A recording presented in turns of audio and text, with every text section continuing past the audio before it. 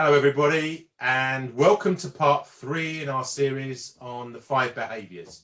And Phil, welcome again. Thank you ever so much for your time throughout this.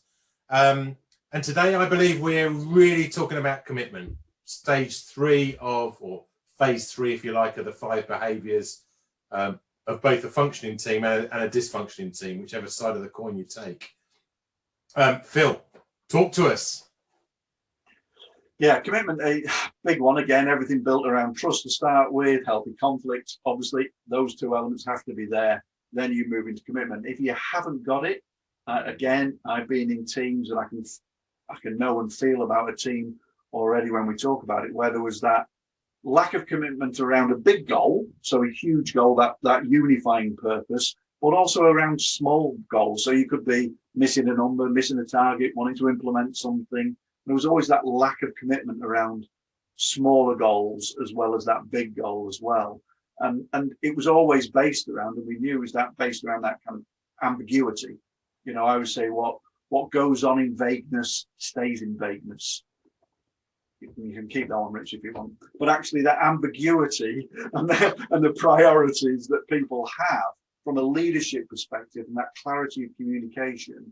So if it goes into leadership team, no clarity, people come out of meetings, you know, that false thing where they're all cheering in the meeting going, yeah, oh yeah, we'll do that. They come out of the meeting, first phone call to another person is, yeah, no, I won't do anything. Are you doing anything? No. That lack of commitment because no one's bought into it.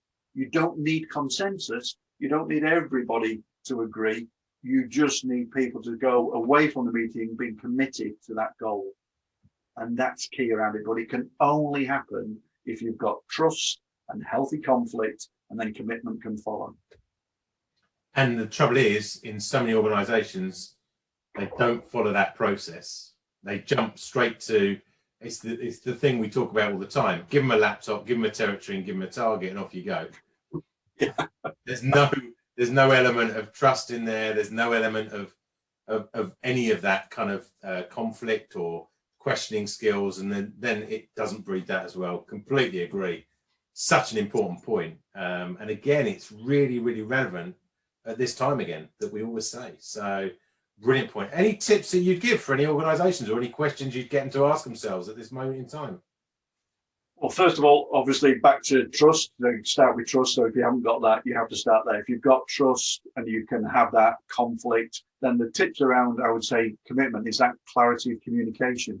Keep it really clear, keep it really simple, but also then don't be afraid to ask people for their feedback on what you've said. So, you know, what's your interpretation of what I've said? What are you going to do next? And get that clarity from them. Get them to talk you through that before they go and do it. So then you get that absolute clarity around the goal, and then you can get that commitment around whether they've got the skills to go and do it. Spot on, Phil. Thank you again for your time today. That's part 3. We've wrapped that one up. Part 4 is? The part 4 is accountability. Accountability, and then finally we're then talking results in part 5, yeah? Results. So we go through a whole program, and it's kind of that driving, as we keep saying, driving behavioural change rather than transactional L&D, which we see so often. Phil, thank you very much indeed. Thank you all for watching today. As per usual, we want your comments. We'd love your questions. We'd love your feedback. And just, you know, engage with us. It's great stuff. Thank you very much indeed. Take care. See you on part 4. Bye for now.